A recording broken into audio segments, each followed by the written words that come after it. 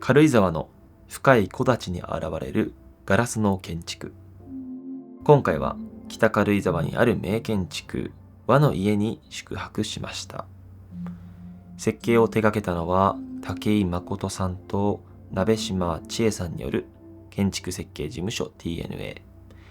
この建物を象徴する思想は、森の中に建てるのではなく森と共存すること。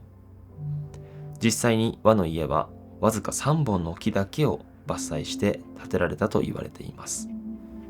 全面ガラスの向こうには森の木々がそのまま残り、室内にいても自然との距離が近い。国内外の建築賞を受賞し、建築史やライフスタイル史でも紹介されてきた泊まれる名建築です。森の中を進むと白いフレームが浮かび上がるように現れます。和の家を特徴づけているのは、この連続する白い構造体。装飾ではなく、建物を支える骨格そのものが外側に表現されている。そのため建築の輪郭ははっきりしているのに、全面に近いガラスによって視線が森へと抜けていく。建築が風景を遮るのではなく、むしろ森を引き立てるための装置のようにも見えました。主役は建物ではなく森。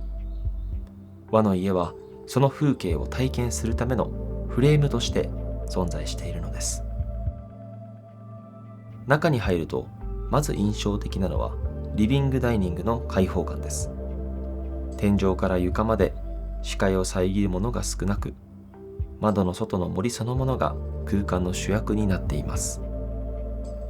装飾で見せるというより、余白によって自然を引き立てている。室内にはローランドと仮木家具がコラボしたデジタルピアノが置かれています。家具のように馴染みながら森の中で音を鳴らす体験を作っていました。キッチンはシンプルで機能的。ベッドルームにはセミダブルベッドが3台、和室には布団が3組用意されています。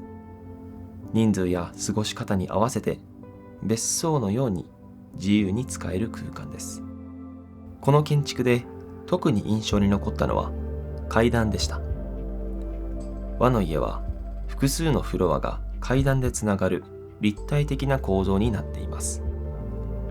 同じ森なのに全く違う角度で見えてくる。ただ移動するための階段ではなく、森との距離を変えるための場所になっていました。何か特別なことをしなくても、窓の外の光を眺めるだけで時間が流れていく。ここでは建築そのものが宿泊体験の中心になっています。優れた建築は形の美しさだけで評価されるものではありません。その場所にしか生まれない体験を作れるかどうか。和の家は森を切り開くのではなく、森の中に居場所を作ることでその答えを示しています。建築と自然の距離感を改めて考えさせてくれる空間。北軽井沢の名建築、和の家でした。